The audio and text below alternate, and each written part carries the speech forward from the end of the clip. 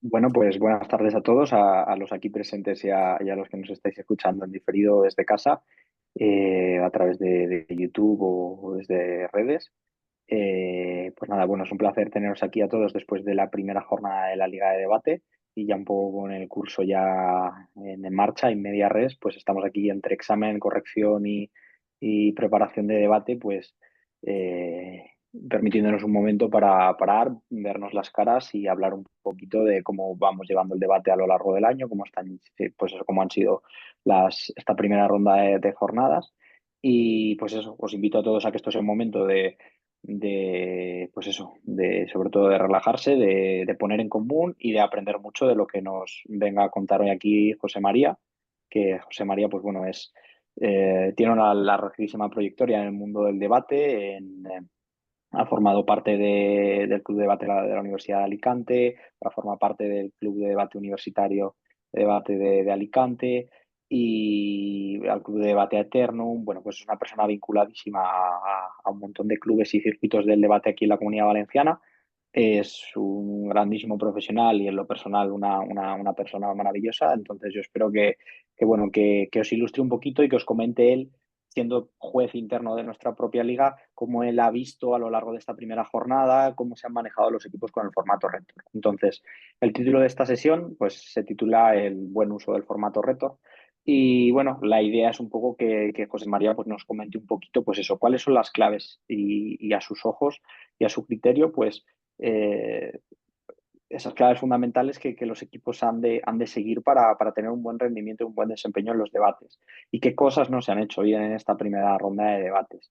Entonces, es un poquito, pues, repasar la tónica general de lo que ha sido la jornada, repasaremos un poco también la estructura del formato Rector y seguidamente, pues, nos comentará esos puntos clave. La idea es que esto sirva a todos los coles, alumnos, ponerle por favor la sesión a los chavales, a los alumnos del centro, que puedan aprender, que les puedan surgir las dudas y que nos puedan preguntar. Y a partir de ahí, pues nosotros intentaremos responderos y ofreceros, pues eso, las respuestas de mayor calidad posible y sobre todo para que podáis tener un mejor desempeño en las jornadas y que eso se traduzca en que os lo paséis mejor y os divirtáis más y la experiencia del debate mejor, en definitiva. Entonces, no añado nada más. Le cedo la palabra a José María, que nos comente un poquito todo. Y lo dicho, cualquier pregunta que tengáis ahora en común, pues bueno, esto es un foro abierto. La idea es que podamos hablar, participar e intercambiar. Y en diferido, si a raíz de ver la sesión de formación cualquiera de vosotros tenéis alguna duda, pues no dudéis en escribirme a mí o a cualquier persona vinculada a la fundación. Me contactáis con nosotros y os comentamos. También hacer un aviso así en general, ya os comenté a muchos en las jornadas, a los que pude veros en Valencia, que ahora durante este periodo de la liga y durante estos meses mi idea es poder acercarme a todos los colegios, a poder estar allí con vosotros alguna mañana, alguna tarde, cuando me digáis, pues para que pueda atenderos yo bien personalmente y eso, y gestionar un poco cuál es la situación de debate en vuestro centro, qué necesitáis para entender mejor el reto o para disfrutar más, etcétera, etcétera. Entonces, si cualquier cole tiene necesidad y tiene ganas de que vaya ya, pues a raíz de ver esto me escribís, me lo comentáis, me llamáis, me decís, Pau, tal, sí, por favor, ven, porque sé que lo hablé con muchos de vosotros, quedó un poco en el aire concretar como tal la actividad y la reunión y ahora confirmo que por supuesto estoy más que abierto a desplazarme. Y entonces yo creo que ahora José María lo que va a hacer aquí es un poco, pues bueno, eso, cumplir esa misma función que yo pretendo hacer con vosotros allí en presencial en los coles, pero online y a través de la pantalla. Así que dicho esto, pues mucho gusto, José María, tenerte aquí y nada, es un placer. A ver qué nos puedes contar para mejorar un poquito todos en cómo entender y usar los retos.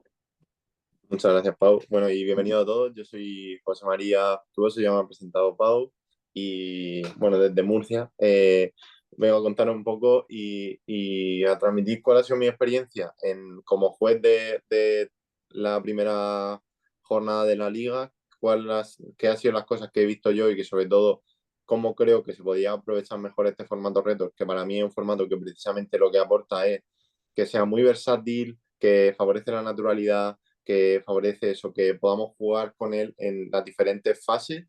Y creo que si bien esto cada vez se hace más, porque cada año hay más equipos que entran en ese estilo y en ese mood de decir, voy a lanzarme a no llevar las cosas tan preparadas o tan estructuradas en los turnos y tal, pero ¿cómo podemos ver eso? Entonces, lo primero que quería era que, porque yo estuve en la jornada de Alicante y en la jornada de Murcia, pero no sé de dónde sois vosotros, así que os voy a pedir, porfa, que os presentéis y que nos contéis un poco cuál ha sido vuestra experiencia con la liga, de qué cole sois, y cuál ha sido más o menos la experiencia de vuestros equipos para que todos seamos conscientes y partamos de esa base. Así que, pues cualquiera de los dos, si quiere empezar. Rebeca, si quieres, empiezas tú. Pues yo voy a ser breve, porque yo no entré bueno, nuestros equipos no entraron en la primera ronda, los estamos preparando ahora para la siguiente moción. Entonces, estamos en ello con 2 equipos de debate. Además, nos ha salido uno masculino y uno femenino porque se quieren colocar así. Así que los tenemos separados. Nos hubiera encantado mezclarlos, pero oye, que lo tienen clarísimo y quieren así, pues nada.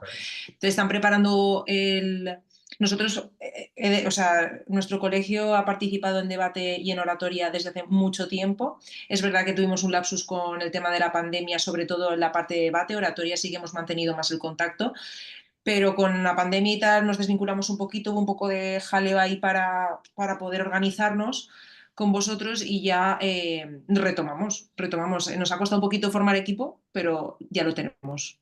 Ya hemos lanzado el equipo. Así que ahora nos unimos. ¿Qué pasa? Que tenemos muchas dudas porque no lo hemos visto en directo, hemos leído las instrucciones que están bastante claras y a Pablo le he hecho alguna que otra pregunta, pero pues eso, un poco ver a ver qué nos contáis para tener en cuenta qué cosas que no aparecen en ese documento y así a tener en cuenta a la hora de preparar el debate. Ahora mismo nos encontramos en momento de preparación de debates, las posturas con sus argumentos, un poco siguiendo el hilo del hilo del documento que tenéis subido. Pero nos gusta el formato, ¿eh? Es mucho más dinámico que ya en su momento vamos a, bueno, vosotros proponéis que si el debate,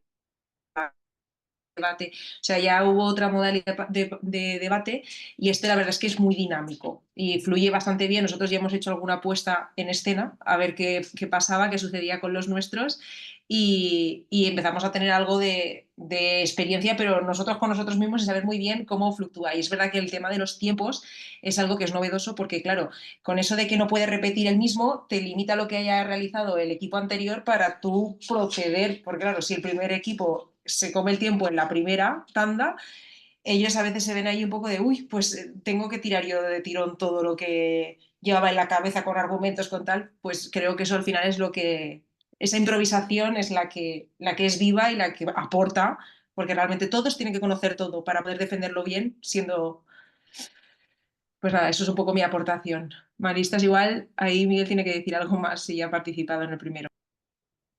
Pues estoy totalmente de acuerdo con lo que dice Rebeca. Es verdad que nosotros ya participamos el año anterior y el anterior con el formato Retor, entonces, bueno, más o menos lo tenemos ahí no calado, pero sí que sabemos. Nos gusta mucho el formato porque lo decía José María al principio, es muy versátil, te permite jugar, te permite hacer cosas.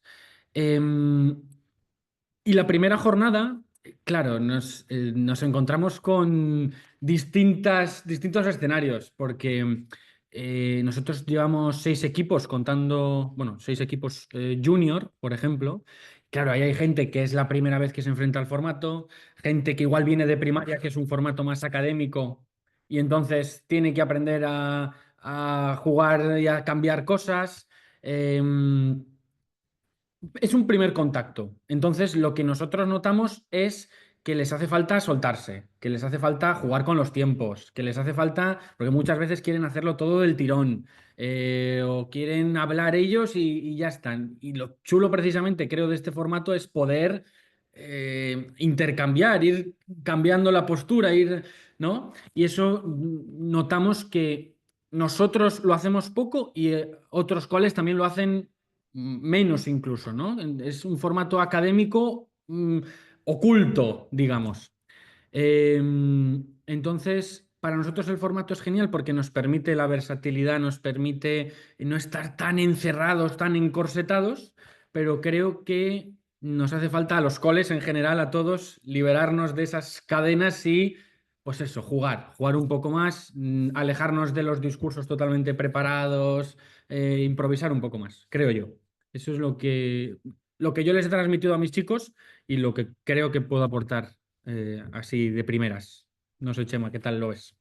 Sí, no, yo estoy totalmente de acuerdo. Sí que es verdad que quizá, o sea, yo como que identifico en general, tras la reflexión de la jornada, creo que hay 4 cosas que como que se deben trabajar más y que la mayoría de equipos tienen carencia, o los equipos que yo he visto, que son, primero, el tema de la naturalidad y de no encorsetarse y todo eso, que al final es una cosa normal y que ahora hablaremos más a fondo, pero creo que eh, es todavía y aún más normal en los juniors y más en las personas que acaban de empezar a debatir, porque es como cuanto más inseguro estoy, más necesito el papel, más tiro de llevar lo que tengo preparado de casa, intento que todo esté bajo mi control, ese tipo de cosas. Entonces entiendo que eso sucede más en los juniors y que cuando pasan a seniors, sobre todo los que llevan más tiempo, sí que se atreven más a soltarse y tal. Luego, las otras 3 cosas son, la primera, que creo que no aprovechan lo suficiente el tema de las preguntas, de preguntarle al otro, creo que podrían obtener muchísimo más partido, y ahora entraremos a cómo puedo hacer una buena pregunta para que sea útil en el debate. Tercero, eh, creo que falla en el análisis de las preguntas, en el sentido de que muchas veces lo que yo me encuentro son debates, por ejemplo, el del Ozempic, que si el Ozempic es bueno o es malo, más que la pregunta en sí sobre si es conveniente para la salud física y el bienestar. O sea, creo que no falta la última parte de la estructura argumental de decir cómo se relaciona mi argumento con la pregunta de debate concreta que estoy debatiendo. Y ahora entraremos. Y por último, creo que la última carencia que yo noto es el uso de las evidencias. Creo que en general hay una tendencia a quitarle importancia a las evidencias que yo siento que antes como que tenían muchísima más importancia, como que, no sé, o por lo menos yo cuando debatía lo sentía así y veo que ahora como que no se le da tanto peso y que de hecho, yo qué sé, yo he encontrado evidencia, no sé, es que a mí me han ocurrido cosas muy locas jugando, como que me presenten una evidencia y me la pongan ahí delante y en plan, a esperar a que yo me la lea, tipo 15 líneas, a que me la lea, luego cuando yo me la he leído al equipo contrario, 15 líneas y todo esto, mientras el tiempo estaba corriendo y todo eso, y en plan, creo que eso que sí que deberíamos tratar el tema de qué le pido una evidencia, por qué son útiles y cómo presentarlas de manera adecuada. Entonces creo que es importante. Así que teniendo en cuenta estas 4 cosas, si queréis, empezamos por repasar un poco cuál es la estructura del Retor de manera fundamental, sobre todo para la gente que nos va a ver y tal, para que lo tengamos todos claro, ¿vale? Y, y ya luego tratamos cada uno de estos 4 puntos. Vale, entonces, en general, eso, el Retor, como ya sabéis, es un formato que se divide en 4 partes, en contextualización, definiciones, valoración y conclusión. Sí que es cierto que las partes a lo mejor han variado de duración a lo largo de estos años, pero creo que al final el fin es el mismo. Y sobre todo también la posibilidad, y creo que esto es muy importante y a tener en cuenta por todos los que debaten, la posibilidad de añadir un minuto a todas estas fases, que es el minuto de oro, excepto una conclu, que puede hacerlas verdaderamente útiles, ¿no? Entonces, si empezamos por la contextualización, para mí, en el formato Reddor, es la fase más importante. ¿Por qué? Primero, porque es prácticamente la más larga, es la que más tiempo dura. Y segundo, porque es la que sienta las bases del debate. Normalmente es la que utilizan para los equipos. Uno, para presentar el contexto, que ahora hablaremos de cómo realizar un buen contexto para sacarle partido. Y dos, para presentar los argumentos. Yo siento que este formato Reddor y cuando se creó la idea al final era que yo en el contexto diese tanta información acerca de lo que me rodea, de por qué estoy debatiendo sobre esto, de a quién le afecta el tema, de cómo afecta tanta información que los argumentos fuesen una consecuencia lógica de todo aquello que había dicho al principio. Y de hecho creo que hay que afrontarlo así, precisamente para garantizar que haya una conexión entre el tema del debate, porque a través del contexto yo lo desarrollo, y luego los argumentos que voy a construir. Entonces, en esta primera parte contextual, sí que noto que hay algunos equipos. Siento que hay dos tipos de equipos. Uno que trae súper poco contexto y trae directamente los argumentos y se tira su tiempo desarrollando los argumentos y ya está, esa es como su estrategia. Y un segundo tipo de equipos que, si bien me traen un contexto desarrollado, creo que traen cosas que muchas veces no son ni útiles para su propio debate, para su propio argumento.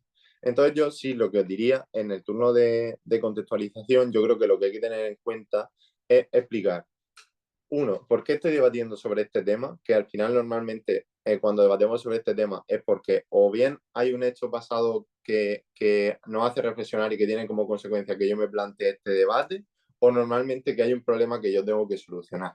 Entonces, esto, plantearlo así, creo que es útil porque explicar, o sea, si yo explico esto, es muy fácil decir que este debate lo va a ganar quien mejor explique cómo se soluciona este problema o cuál es la mejor respuesta para este hecho pasado que me hace hacerme esta pregunta. Entonces, si en la contextualización yo dejo claro precisamente cuál es este problema, a qué agentes le afecta, dónde ocurre, cuándo ocurre, para qué estamos debatiendo sobre esto, es muy sencillo centrar el debate en una cosa concreta y ya de ahí, una vez yo tengo eso construido, ya puedo hacer mis argumentos sobre eso. Entonces, este desarrollo yo creo que se puede hacer, esto ya es muy libre el tema de la forma, se puede hacer, pues, hacer este desarrollo contextual y luego hacer los argumentos y dividirlo en dos. O si me siento cómodo y soy a favor y quiero que el equipo en contra empiece a lo largo de todo el debate, pues salir, decir una frase, sentarme e invertir los roles. Eso al final yo podría decir, pues mira, lo normal es hacer que el otro empiece siempre, pero es que esto depende muchísimo del debate que estemos y es el equipo realmente el que tiene que decidir si le favorece o no intercambiar los roles. Yo creo que sí es útil, eh, pues si vamos a dividir, que yo creo que es lo que favorece este formato y a lo que invita precisamente, que hagamos una primera parte en la que hagamos este desarrollo contextual y expliquemos, pues, por qué estamos debatiendo sobre este tema, para qué debatimos, quiénes son los personajes, dónde ocurre, cuándo ocurre y tal, y luego otro en el que hablemos de los argumentos y que queden presentados en la contextualización. Porque yo creo que es una cosa que hacen todos los equipos, presentar los argumentos en la contextualización, y creo que sí que es útil para que como estén presentes a lo largo de todo el debate. Entonces creo que respecto a la contextualización es importante este ejercicio. Maneras de trabajar esto en clase y como garantizarme que los propios críos puedan hacer un desarrollo contextual adecuado. A mí una manera que me gusta de trabajar todo esto es explicarles que cualquier tema de debate es como un cuento. Es un cuento en el que ocurre un hecho, en el que ocurre en un lugar, que ocurre en un tiempo concreto, que ocurre con unos personajes y que todo esto conforma una historia. Entonces, si yo no explico todo este contexto, es decir, yo no podría contar la historia de Caperucita Roja sin explicar quién es Caperucita Roja, quién es el lobo y dónde ocurre, quién es la abuelita, todo eso. Pues creo que en el debate ocurre lo mismo. Y es positivo, y más en este formato, que se presenten todas estas características porque, uno, ayudan a que yo como debatiente entienda mejor el tema y lo pueda defender mejor. Dos, hace que el otro equipo pueda entender mejor lo que yo digo y es beneficioso para mí en el debate porque si el otro equipo no me trae todo esto, al final lo que se va a sentar en el debate va a ser lo que yo diga porque voy a ser el que traiga un contexto. Y en tercer lugar, creo que también ayuda a los jueces a entender la postura que yo voy a traer. Es como que los jueces tampoco parten directamente de la nada o de su propia concepción que tienen al leer la pregunta, sino que ya parten de una base que es la que da el equipo. Entonces creo que la contextualización es muy importante en ese sentido. Luego, si pasamos a las definiciones, bueno, si tenéis alguna pregunta concreta sobre cualquier fase, cortadme libremente, sin ningún problema, y lo desarrollamos. Luego, en la segunda parte, que es las definiciones, a mí lo que me ocurre, aunque sí creo que los equipos normalmente definen, es decir, todos los equipos traen definiciones, lo único que muchas veces esas definiciones como que no tienen la utilidad que podrían tener en el debate. Siento que si ya he explicado un contexto, tengo que, uno, explicar cuáles son las definiciones en ese contexto concreto, porque es verdad que la misma palabra no significa lo mismo en un contexto u otro, y eso es una cosa que tenemos que tener en cuenta. Así que si voy a hacer una definición de la RAE, está bien que yo añada, en este debate este término significa esto, esto y esto, respecto a la premisa, por ejemplo. ¿Vale? Entonces, si vamos a coger, por ejemplo, el tema junior de la segunda jornada, que lo tenía aquí, ¿influyen positivamente las series y películas en cómo vemos las relaciones y la vida real?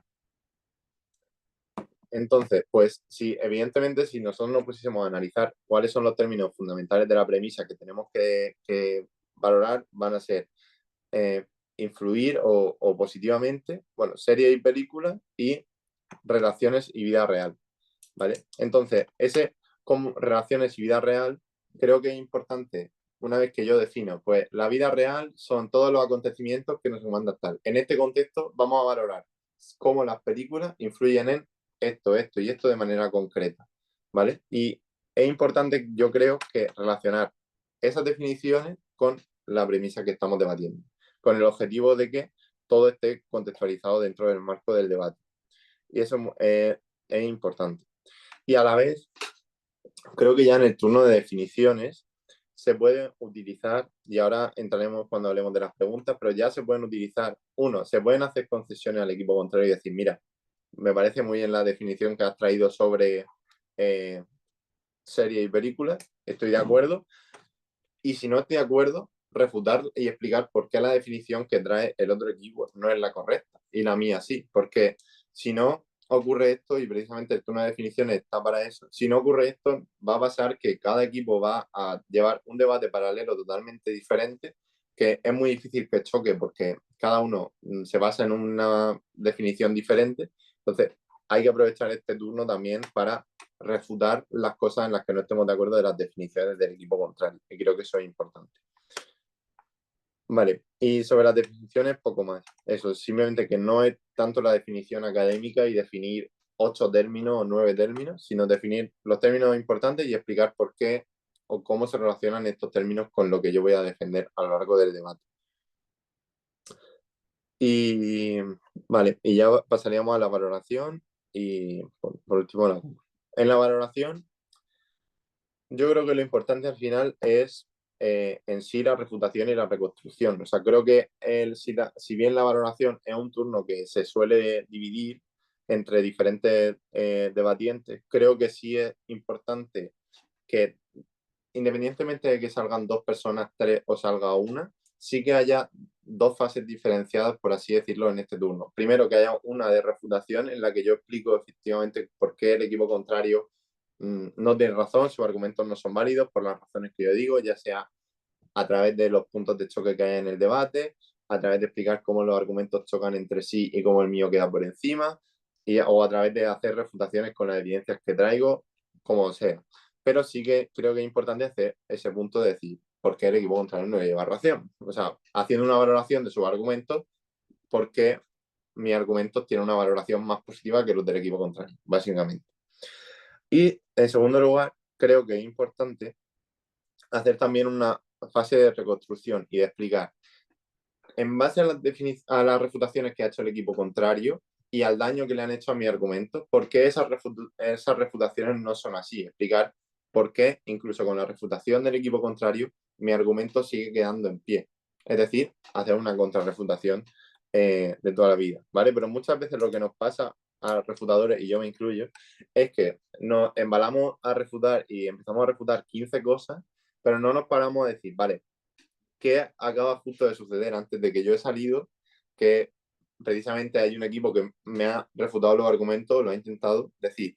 Todo ese trabajo, si yo no lo traigo y explico por qué no está bien hecho o no refuta realmente mi argumento, por muy bien que yo lo haga, casi seguro vamos a quedar en empate, porque yo voy a tirarle todo y ellos me van a tirar todo, ¿vale? Entonces tengo que hacer ese trabajo de decir, vale, una vez que he tirado, cómo lo mío sigue en pie y explicar cómo sigue en pie. Y también esto ayuda a que luego en la conclusión esto incluso se pueda recoger, ¿vale? Entonces, para mí, creo que esas dos cosas es fundamental que estén en el turno de valoración. Y luego, por último, tendríamos el turno de conclusión, que es como el más, bueno, el que menos ha cambiado del debate académico, por así decirlo.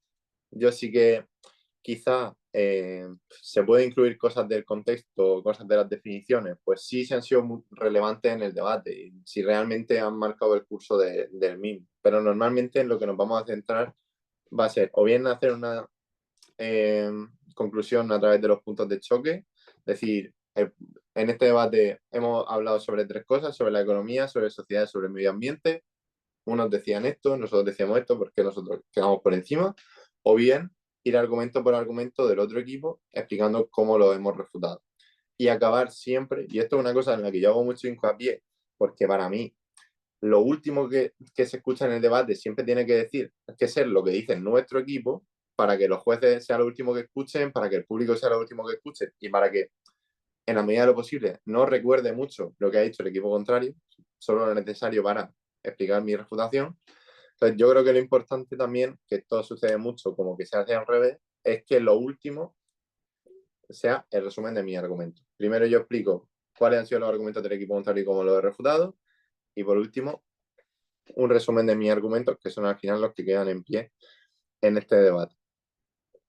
Y yo creo que es que la conclusión siento que es como la que menos adaptada está al formato reto, porque es como lo más clásico que hay de todo. Entonces esa es la estructura fundamental. Dentro de eso ya sabéis que ya podemos entrar en el tema del uso del minuto de oro, en el tema de cómo divido yo las intervenciones. Yo creo que esto es algo más libre. Yo creo que sí favorece que se divida precisamente porque se favorece el debate, favorece que haya más interacción entre los equipos, que se refuten más y creo que eso al final enriquece y hace que al final los chavales que se han apuntado a debate para adquirir una serie de habilidades tengan más capacidad de adquirirlas, porque si al final tenemos un discurso preparado y otro discurso preparado y no hay en ningún momento en el que se mezclan entre sí, no se desarrolla tampoco la refutación, la escucha activa, todo este tipo de cosas. Entonces creo que eso es importante. Y luego, yo creo que el tema de los minutos de oro también es una cosa como que tenemos que transmitirle a los chavales que no tengan miedo a los minutos de oro, a pedirlos. No hay penalización si luego no lo utilizan. Entonces, yo creo que es una herramienta que está ahí, que es positivo utilizarla, precisamente porque me da la capacidad de hablar más tiempo, que es algo que normalmente o en la mayoría de ocasiones va a aportar cosas positivas para mi equipo dentro del debate. Entonces, yo creo que es positivo que se utilice. Y de hecho, al tener el minuto de oro, puedo jugar mucho más con el tiempo. Y normalmente, cuando son equipos más experimentados, hacen incluso lo de que el valorador justo se deja un minuto para que el otro compañero salga, sea un minuto más otro minuto de oro, ya sean 2 minutos que hablo, ya una intervención en la que puedo decir varias cosas. Y creo que eso es útil y que se debe utilizar. Entonces, eso es como para mí respecto a la estructura, lo básico que tenemos que tener en cuenta. Y no sé si tenéis alguna pregunta sobre esto, queréis comentar algo. Yo sí que quería, sobre todo en cuanto a la valoración, o sea, me parece estupenda, genial la valoración, el modelo de valoración que planteas, porque en la primera jornada nosotros vimos mucho, y yo también como juez, que muchos equipos utilizan la valoración como momento de desarrollo argumental. Es decir, desarrollan sus argumentos en el momento de la valoración y claro, luego ya no hay un momento en el que puedan chocar las ideas con el equipo contrario. Entonces, no existe refutación, lo cual es un problema. Claro. A ver, yo en la mayoría de ocasiones he visto que los equipos tienden a desarrollar los argumentos en la última parte, por así decirlo, de la contextualización más que en la valoración. Pero claro, porque es lo lógico, al final es lo que tú dices, Miguel, si tengo que desarrollar los argumentos en la valoración, que normalmente eso me va a llevar 3 minutos, tengo muy poco tiempo para refutar y sobre todo no tengo tiempo para reconstruir. Para contrarrefutar no me va a dar tiempo casi seguro. Entonces, creo que es útil que precisamente como yo traigo tanta carga en la contextualización, en la que voy a explicar muchísimas cosas, si yo logro hacer, por eso os decía antes, que si yo logro hacer un contexto que esté lo suficientemente desarrollado, la explicación de mis argumentos va a ser no tan extensa porque va a ser una consecuencia de lo que yo he traído en el contexto. Y eso es importante porque si hace bien me quita mucho tiempo de después desarrollar en el debate otras cosas. Entonces creo que sí es interesante hacerlo así. ¿Alguna cosilla más? Bueno, ya que estamos en cuanto a los minutos de oro, totalmente de acuerdo. También yo veo, bueno, yo digo lo que voy viendo por ahí, veo muchos equipos, lo has dicho tú, Chema, como con miedo a pedirlos. No solamente eso, sino que creo que hay mucha gente que no sabe cómo y cuándo deben pedir el minuto de oro, no saben si lo tienen que pedir, no saben cómo funciona. Entonces yo creo que, Chema, si pudieras explicar bueno, el minuto de oro lo tiene todos los intervenciones en la conclusión, cuando tienen que pedirlo. Yo creo que eso estaría bien para los equipos. Sí. Bueno, pues el minuto de oro básicamente consiste en tener la oportunidad de añadir un minuto más a cada una de las fases, decía la fase de contextualización, de definición y de valoración. En la conclusión, como han dicho, no hay minuto de oro y el minuto de oro se tiene que pedir siempre por el orador que lo va a utilizar. Es decir, si yo en mi equipo vamos a hacer la valoración y la valoración la hemos dividido en 2 personas, el primero que sale, como no va a utilizar el minuto de oro, no lo tiene que pedir, sino que lo tiene que pedir el segundo, quien imaginemos que le quedan 2 minutos de intervención, pues pediría antes de hablar, muy importante, antes de empezar su discurso, pediría el minuto de oro y por tanto tendría un minuto más, en este caso 3 minutos. Entonces yo lo que normalmente suelo hacer cuando antes de empezar a juzgar es precisamente como están este tipo de dudas, preguntar, oye, ¿hay alguna duda sobre el minuto de oro, sobre la concesión de preguntas, sobre cualquier cosa? Y ya empezar. Yo lo que recalco es, porque esto suele pasar, nos olvidamos de pedir el minuto de oro antes de hablar, y entonces cuando nos quedan 30 segundos, como, minuto de oro, minuto de oro. Y ya, pues, claro, a nosotros como jueces nos ponen un compromiso, porque entonces, eso, es importante que tengamos en cuenta que se puede pedir uno por fase, que lo tiene que pedir el orador que lo vaya a utilizar y que sobre todo se tiene que pedir antes de empezar a hablar. Esas serían las cosas que tenemos que tener en cuenta respecto al minuto de oro. Ok, pues no sé si hay algo más sobre la estructura. Rebeca, ¿tiene alguna duda? Yo sí que tengo alguna duda, que he ido tomando alguna nota. En relación a las preguntas, ¿en qué momento? Es decir, ellos es verdad que tienen vetado el inicio del primer minuto, no pueden preguntar. Una vez pasado ese tiempo, el procedimiento de preguntas sigue siendo el mismo de se levanta la mano, esperas a que te dé el que ora, ¿no? El que está en ese momento hablando te da permiso para hablar. Si no le conceden la palabra, no se dice nada. O sea, un poco cómo funciona el turno de pregunta. Si cambia Vale. algo. No, o sea, bueno, el turno de preguntas funciona como antes. Es verdad que el primer minuto de oro, el primer minuto de cada fase está blindado, es decir, ¿Sí? el primer minuto de la contextualización, de las definiciones, de la valoración, porque en la conclusión se pueden hacer preguntas, y después pueden hacer preguntas sobre todo el tiempo restante. Es decir, que si ponemos en un caso en el que un equipo se divide en 2 la contextualización y a la segunda persona le queda 1 minuto y medio, a esa persona, en cuanto empiece a hablar, se le podrían levantar la mano para hacer una pregunta. Y el funcionamiento es como tú has dicho. Levanto la mano, el orador va a llegar a un momento en el que me la va a conceder, esperemos, o no, ¿vale? Porque el orador es quien decide si concede o no las preguntas. Evidentemente se valora positivamente porque favorece el debate, favorece que haya, o sea, eso, que los equipos interactúen entre sí y creo que eso, que es positivo. Entonces, respecto a las preguntas, que era una cosa que quería tratar, yo creo que en general se hacen menos preguntas de las que se podrían hacer. Y yo creo que esto es una cosa que se puede trabajar, uno, hablando y explicando a los críos qué tipos de preguntas pueden hacer y que sean útiles en el debate, ¿vale? Porque claro, lo que suele pasar es que cuando vamos a hacer una pregunta que levantamos la mano y somos pequeños y no tenemos tanta experiencia, la pregunta es, ¿pero no cree usted que esto no está bien? Y yo le digo, y entonces si viene alguien que es un poco más pillo, te dice, pues no, y sigue con su discurso. Entonces, el tema de las preguntas, además de lo que es la formalidad de que tengo que esperar el primer minuto de cada fase y que tengo que levantar la mano y esperar a que me concedan la pregunta, es importante que las preguntas que yo haga nunca sean de sí o no, o por lo menos cuando ese no es mi objetivo fundamental, ¿vale? Salvo en casos concretos en los que busco que el equipo contrario me diga sí o no a algo, normalmente, la idea es que las preguntas sean más como un ¿por qué?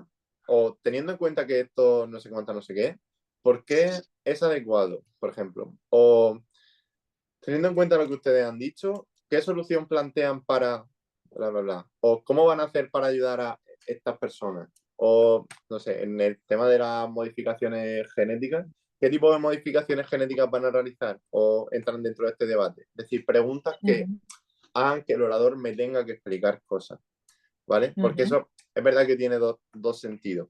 Uno, a nivel más competitivo, que no es el objetivo, pero hace que al final la otra persona tenga que invertir tiempo en responderme, que es un tiempo que deja de explicarme cosas. Y segundo, y sobre todo creo que el fin fundamental, es que enriquece porque a mí me da la posibilidad de utilizar esa información para después y sobre todo que si son cosas que realmente no me han quedado claras a lo largo del debate, pues ayuda a que el otro equipo me comprenda, a que los jueces comprendan, ¿vale? Entonces, eso, yo hoy insisto en que las preguntas sean que inciten a explicar cosas, ya sea utilizando. ¿Por qué cree usted que no se cuántas tal? O cómo solucionarían X manera, ¿vale? Y creo que eso es importante. Y luego las preguntas, ¿puede cualquiera del equipo hacer preguntas? Sí. Eso no hay problema. Y Eso si no hay hay una problema. mano levantada, hay veces que lo que nos pasa a nosotros es que de repente uno levanta la mano y de repente el de al lado levanta la mano y a mí me genera ansiedad de verlos ahí. Entonces, es verdad que les digo, cuando se le haya respondido a un compañero, puedes levantar tú la mano, no es necesario esa ansiedad de levantar. Seguimos procediendo así, entiendo. Sí, a ver, yo creo que también es una cuestión de estrategia. Es verdad que, tipo, si tú estás debatiendo contra otra persona y una persona de tu equipo levanta la mano, pues claro, tiene más impacto para el orador que los 4 del equipo le levanten la mano, es como que lo ponen más nervioso. Entonces, Sí. ahí yo lo que recomendaría a los críos, uno, que 100% el mensaje que hay que transmitir es que son dueños de su discurso. Es decir, si alguien me levanta la mano, yo termino de explicar lo que esté diciendo. Es decir, si me pilla explicando mi segundo argumento, yo explico mi segundo argumento. Y cuando haya terminado, ya le digo al compañero, compañero, hágame la pregunta. Y si normalmente hay 4 personas con la mano levantada, pueden suceder 2 cosas. La primera, que todos tengan una pregunta que hacerme. Y la segunda, que solo tenga una pregunta, uno de ellos, pero que hayan levantado la mano los 4, porque precisamente lo que buscan es ponerme un poco de los nervios. Entonces, yo lo que ahí os recomendaría es que el orador le dijese a uno concretamente que le hiciese la pregunta. Es decir, si tiene la mano levantada los 4, que se dirija a uno concretamente. Diga, su pregunta, compañero, ¿vale? Y así es como que evitamos ese juego. Entonces, si tus chavales pues, le estás diciendo que el que tenga la pregunta es el que levanta la mano, guay que lo hagan así. Eso está perfecto, ¿vale? Si resulta que 2 tienen una pregunta y los 2 quieren levantar la mano, que pueden levantar la mano los 2. Pero eso. Vale. Sobre todo, yo en lo que más como eso, carencia veo es uno, lo que os he dicho de cómo se formulan las preguntas y 2, cómo los chavales muchas veces responden a que me han levantado la mano. Es como que muchos tienen la necesidad de responder la pregunta, nada más me levantan la mano y no, en ningún momento. O sea, si le tengo que decir al compañero, un momento, compañero, ahora le respondo la pregunta, que voy a terminar de explicar, se lo pueden decir. Y cuando terminen de explicar, le responden la pregunta sin ningún problema, ¿vale? Pero que ellos sean conscientes de que, si bien tienen la responsabilidad de responder preguntas, tienen la responsabilidad de hacerlo cuando ellos quieran. Y eso es importante. Porque si no, se generan dos cosas. Primero, si se generan situaciones de diálogo que no estamos buscando en el debate y que están como prohibidas, porque es como, no creo usted que no sé cuántas tal, y le dice el orador, no, y dice el otro, pero entonces no se puede. Entonces ya ahí el juez tiene que decir, hey, no se pueden hacer diálogos, ¿vale? Eso es lo primero que puede pasar. Y lo segundo es que si a mí me hacen una pregunta mientras estoy explicando mi segundo argumento, que realmente tiene un peso y que me hace explicar cosas, es muy probable que me pierda sobre lo que estaba diciendo y que me cueste retomar. Entonces, por eso es importante que terminemos de explicar lo que estamos diciendo y que ya después le concedamos la pregunta al equipo contrario. Claro, a veces nos ha pasado en otros debates, porque no hemos tenido el primer encuentro, pero que nuestros alumnos a lo mejor están realizando un discurso, el desarrollo del debate, y hacen una pregunta que es posible que luego la resuelvan o la tenían pendiente para realizar después. En su tercer argumento justo iban a hablar de la parte económica. Entonces no hay problema por decirles, ahora a continuación le responderé esa pregunta con mi discurso y no Claro, habría problema. sin problema. Y de hecho, si Vale. justo te pilla que vas a empezar a explicar y decir, me viene muy bien su pregunta porque justo vamos a hablar de nuestro tercer argumento económico. Y ya empieza a explicar. Y ya. Pues, Vale. eso no es problema, claro. Vale. Ya está. Y luego, pues, es verdad que yo invito a no hacerlo mucho, pero si hay que transmitir también a ellos que si me hacen una pregunta que realmente es que me pilla y no sé responderla, y de verdad que no, le digo, mira, pues mi compañero se la responderá en el siguiente turno y ya mi compañero que tenga tiempo y que se caliente la cabeza y que la haga. Es importante transmitirles la idea de que eso es un recurso muy, muy, muy excepcional, porque tenemos que enfrentarnos a las preguntas, pero en un caso extremo, pues se puede también utilizar esto. Chema, una pregunta. En Sí. cuanto a preguntas, la forma de pregunta, o sea, mejor dicho, ¿es una pregunta o podemos, o es un punto de información? ¿Podemos hacer algún tipo de argumentación en la pregunta? Teóricamente son puntos de información, o sea, son preguntas todo, Perfecto. ¿vale? Es verdad que en otros formatos se permiten eso, pues, hacer puntos de aclaración y tal, y argumentar, pero hasta lo que yo sé, en los retos no. Ok. Pero bueno, sí es que esto es como todo, es como decir, teniendo en cuenta que en el año 2024 no sé cuántas tal, ¿qué opinión le merece? Quiero decir que al final es todo camuflarlo. Es verdad que hay que intentar que las preguntas no duren más de 10 segundos, para que no quitemos mucho tiempo al orador, pero bueno, hay que eso, teniendo en cuenta esas cosas, pero sobre todo, para mí el punto fundamental de las preguntas es que, uno, los chavales no tengan miedo a preguntar, y dos, que no tengan miedo a conceder preguntas y a responderlas, porque eso también, uno, enriquece el debate, y dos, ayuda también a desarrollar la improvisación y todo eso. Y creo que es importante, que son una parte importante del debate. Vale. Yo tenía otra duda. Dos oradores al mismo tiempo no pueden ir, ¿verdad? Tiene que ser uno. Uno y después el turno del otro equipo y Sí. volver a hacer. O sea, ¿a qué te refieres de todo al mismo tiempo? Sí, que en alguna ocasión podían orar dos personas a la vez. Es Ah, decir, que salían los dos a la vez no. y tenían lo que sería la oratoria dividida. No, Primero uno y luego el otro. sí, tendrían que hacerlo así. Vale. Ya está. Y luego, bueno, respecto a eso, respecto a la posibilidad de que yo me encuentre un equipo que, por ejemplo, es a favor y toca la valoración y me hace una valoración de 5 minutos y yo la tenía partida en 2, ¿vale? Hay que decir y transmitir también a los chavales que realmente están obligados a que esa sea su última intervención, es decir, yo solo tengo derecho a hacer un turno de valoración, pero no tengo por qué rellenar los 5 minutos si no quiero, es decir, eso no me va a penalizar, porque es como que el otro equipo te obliga a terminar, pero el otro no te obliga a completar realmente todo el tiempo. Pero bueno, aquí evidentemente hay que invitarlo a que hablen el máximo tiempo posible porque tienen la capacidad de decir más cosas, que es uno de los objetivos al final, y más en la valoración.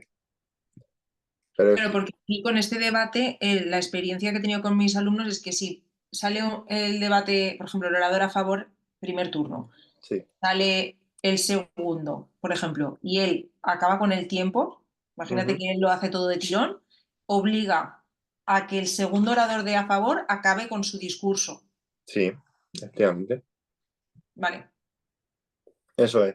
En el momento en el que un equipo acaba la fase, obliga al otro equipo a que su siguiente intervención sea también la última de esa fase. Eso es. vale, vale. Vale. ¿Algo más que queráis comentar? No, Vale. Pues si no, queréis, no me vamos faltas. si queréis, vamos al tema de, bueno, sobre todo de las dos cosas que yo considero más importantes. Uno, que es lo del tema de la relación con el tema, y dos, el tema de la evidencia. Porque sí que es verdad que lo de las preguntas, bueno, lo acabamos de tratar, y creo que el punto de la naturalidad y de trabajar que los críos no lleven tanto los discursos preparados, que sean capaces de interiorizar la información, de alguna manera ser versátiles, creo que ha calado y que es una cosa que tenemos claro, que al final es la idea de que todos sean capaces de hacer todos los roles. Y eso es una cosa que les tenemos que transmitir a ellos y que no se encierren. Entonces, respecto a la evidencia y relación con el tema, voy a empezar por la segunda, porque creo que va al hilo un poco de lo que he dicho antes del contexto, ¿vale? Y de la valoración. Creo que es importante que cuando nos llega un tema de debate cualquiera, una premisa, hay que analizarla de manera correcta y entender qué es lo que me pide la premisa, ¿vale? Entonces, yo una manera que recomiendo mucho como de descifrar cosas de la premisa y de entender información que ya me da de por sí que yo tengo que tener en cuenta, le viene muy bien a los chavales de secundaria porque todos están dando lengua castellana y literatura y todos saben hacer sintaxis. Y analizar sintácticamente una moción de debate es una buena manera para extraer información, porque normalmente de ahí yo extraigo el complemento directo, el sujeto, los complementos circunstanciales, que son cosas que yo tengo que tener en cuenta en el debate, porque normalmente me dicen sobre qué debato, a quién va dirigido este debate, dónde sucede o cuál es la finalidad de este debate de manera concreta, ¿vale? Entonces, esa es una buena forma. Entonces, yo cuando hagáis y preparáis una premisa, ¿vale? Esta primera parte de preguntarme por qué estoy debatiendo sobre este tema y para qué voy a debatir es muy importante. Y es una cosa que una vez que yo tengo clara, ya puedo desarrollar todo lo demás. ¿Por qué?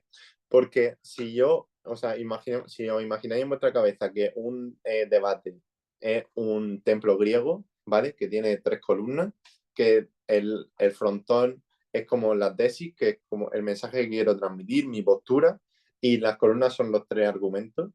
Si yo no hago, bajo mi punto de vista, si yo no hago este proceso de entender qué es lo que me pide el tema cuando yo preparo, y al final acabo preparando argumentos que no están tan relacionados con la premisa, lo que ocurre es que yo estoy construyendo un templo griego en la que una o varias de mis columnas están fuera, en plan, no sujetan el frontón, sino que están construidas fuera. Entonces, como que me tengo que asegurar de que efectivamente los argumentos estén en relación con la premisa. ¿Cómo hago esto? Primero, haciendo un análisis de qué es lo que me pide la premisa. Por ejemplo, si hablamos del tema de los CEMPI, ¿vale? Que era el tema senior de la pasada jornada, en la moción decía para senior, ¿es aceptable el uso de fármacos como el Ozempic que mejoran la imagen personal y el bienestar físico?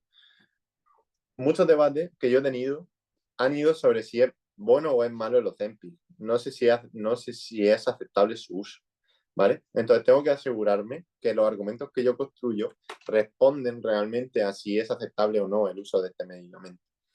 Entonces, para eso, cuando hagáis la estructura argumental, no sé si seguís un modelo, si no lo seguís, pero vamos, el área de toda la vida de afirmación, razonamiento y evidencia, pues si yo le añado tengo un primer argumento en el que afirmo que no sé cuánto no sé qué, porque tal no sé qué, y lo demuestro con esta evidencia en la Universidad de Massachusetts, que en 2021, que decía que bla, bla, bla, bla, bla, no sé qué.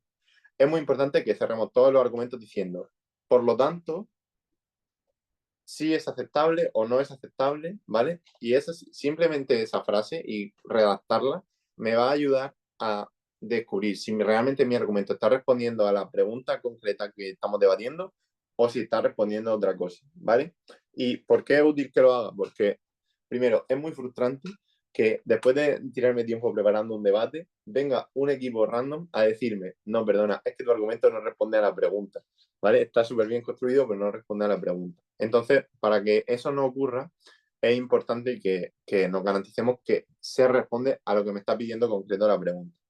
Por eso, es importante que se marque uno en el punto de contextualización, es importante que marque a qué venimos a este debate, cuál es el objetivo de este debate en concreto, la métrica, como se llama en el BP, pero al final es para qué estoy debatiendo sobre este tema, qué es lo que tienen que hacer los equipos para ganar este debate, ¿vale? Y cuando yo hago eso y construyo unos argumentos en relación a eso, me ayuda, primero, porque todo en mi discurso va a estar cohesionado, es decir, todo va a girar en torno a un mismo, y dos, puedo hacerle preguntas al equipo contrario y explicar por qué esos argumentos no responden a lo que yo estoy diciendo, ¿vale?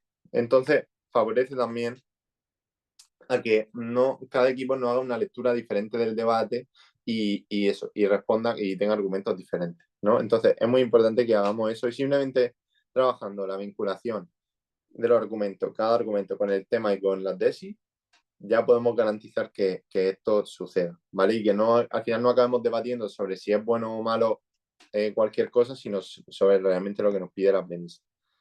Entonces, a ver, bueno, la de hoy, la de esta segunda jornada, es considerando nuestra relación ecológica con la naturaleza, deberíamos apoyar la modificación genética. Evidentemente, cuando nosotros preparemos esta premisa, primero tenemos que explicar cuál es nuestra relación ecológica con la naturaleza. Si no, no podemos entender. Es decir, de esa idea de cómo se desarrolle esta relación ecológica, nosotros tenemos que valorar si efectivamente hay que apoyar o no la modificación genética. Entonces es muy importante que en la contextualización desarrollemos esta idea y explicamos cómo se desarrolla esta relación ecológica. Y entonces, por eso, en este caso y para mí, todos los argumentos tendrían que estar relacionados con algo de esa relación la conclusión sería que efectivamente tengo que apoyar la modificación genética. Entonces, como que para mí, si yo tuviese que preparar este tema, creo que hay dos términos fundamentales como que tengo que desarrollar para mí en la contextualización, que es primero, cómo es nuestra relación ecológica y segundo, qué es la modificación genética y explicar un poco en qué consiste, para qué cosas se utiliza, etcétera, etcétera. Entonces, yo una vez que yo explique esas dos cosas y si las explico de manera extensa en el contexto, va a ser muy fácil construir los argumentos, porque yo voy a poder explicar de manera muy sencilla y a decir, mira, es que tengo un primer argumento donde sí deberíamos apoyar porque va a ser bueno para garantizar que todos tengamos acceso a alimentos en el futuro. ¿Por qué? Precisamente porque ya te he explicado anteriormente que nuestra relación ecológica se basa en que tenemos unos recursos que son finitos, bla, bla, bla, bla, bla, bla, por ejemplo, ¿vale? Es decir, explicar todo eso en el contexto me ayuda a crear argumentos que estén relacionados con eso. Eso creo que es muy importante, ¿vale? Entonces, precisamente para que no sea un debate sobre si apoyar o no la modificación genética en general, es importante que desarrollemos esta primera parte de la premisa. Será una cosa que ocurra, ya, vamos, yo lo estoy viendo ya, que vamos a hablar sobre la modificación genética en general, pero es muy importante que lo centremos en esto concreto. Ok, ¿alguna duda sobre esta parte? ¿Me ha quedado claro? Vale, guay.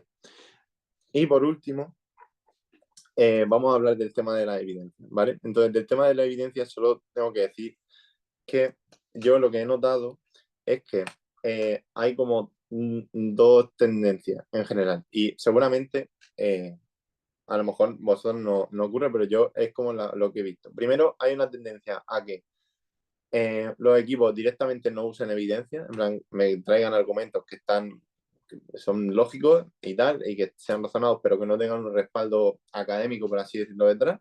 Y segundo, que hay equipos que sí me traigan evidencias, pero que basen, o sea, que el argumento sea la evidencia.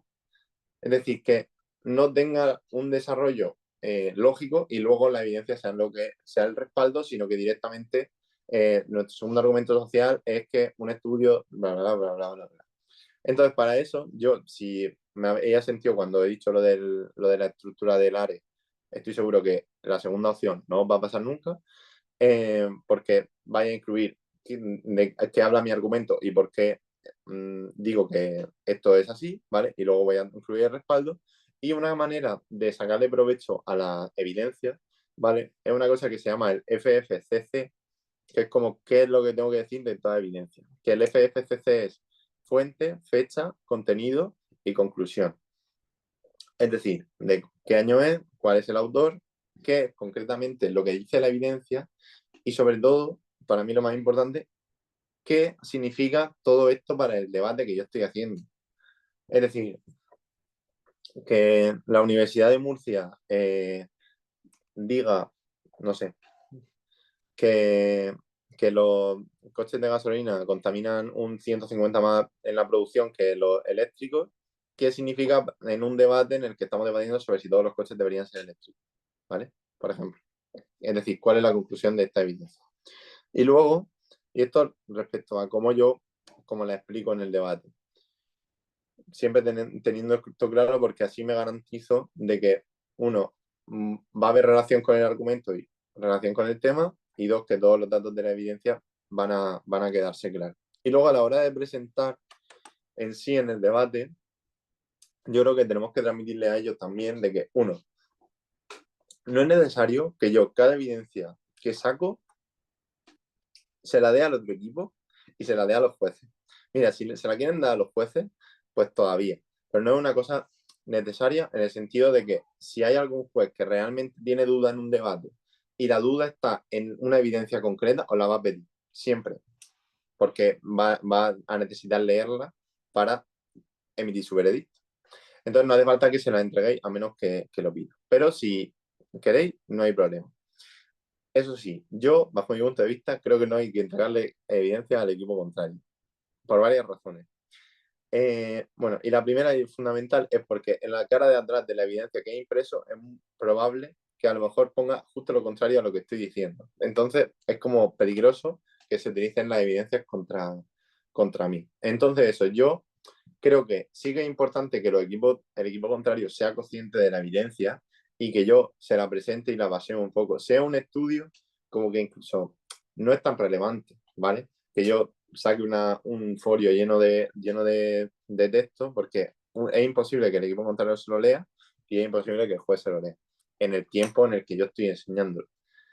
Entonces, sí que yo diría que es importante que mostrar al equipo contrario y mostrar al juez y al público las evidencias que son visuales, pues que sean gráficas o que sean imágenes o que sean objetos, ¿vale? Cosas que visualmente pueden aportar información al debate.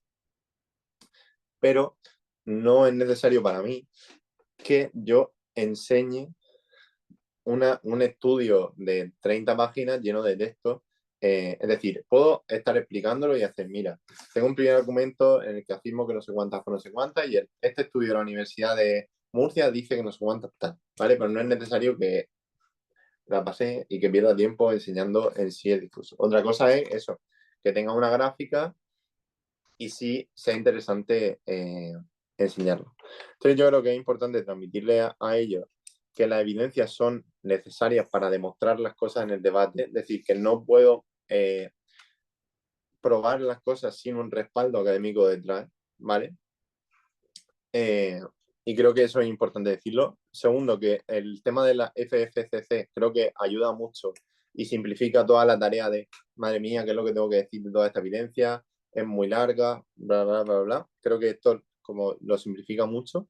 Y en tercer lugar, explicarles que a la hora de mostrar las evidencias, que sean prácticos, que muestren lo que realmente va a aportar cosas al debate y que realmente también los jueces, si necesitan que en algún momento le muestren una evidencia para leerla, siempre se la van a pedir.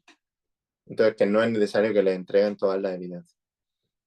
Eso es para mí lo más importante de la evidencia y que creo que no se está dando o no es tan común en la liga, o por lo menos en los debates que yo he visto, y creo que es importante que también que se sepa.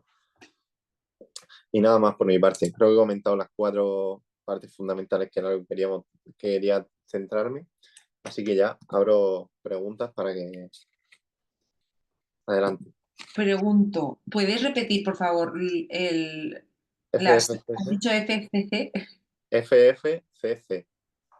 ¿Y sería fecha, fuente, fecha? Contenido y conclusión. Vale. Casi se lo explico así, tal cual a mis alumnos. Sí. No, yo también, además esto lo descubrí yo también en un feedback de un torneo y dije, oye, pues es útil, sinceramente, es verdad, porque Vale. es como que también las siglas ayudan a interiorizarlo mucho más. Por eso, me ha gustado con las siglas. Ok, ¿algo más? Todo genial, José María. Perfecto. Ok, pues por mi parte... Pues un poco más. placer. Nada, pues muchísimas gracias, José María. Creo que ha sido un gustazo escucharte Vosotros. y que ha sido de gran ayuda.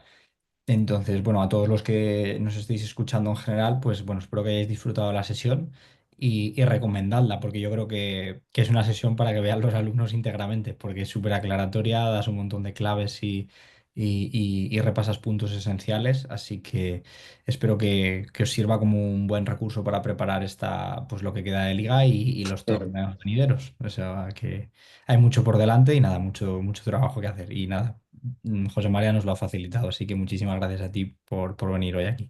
A vosotros. Genial. Gracias. Pues lo dejamos Gracias de a si todos. queréis y nos vemos en la próxima, ¿vale? Y a los que os veo en Valencia el viernes, pues allí nos vemos. Hasta entonces. Genial. Genial. Vale, Mucha pues suerte a los equipos. Muchas gracias. adiós.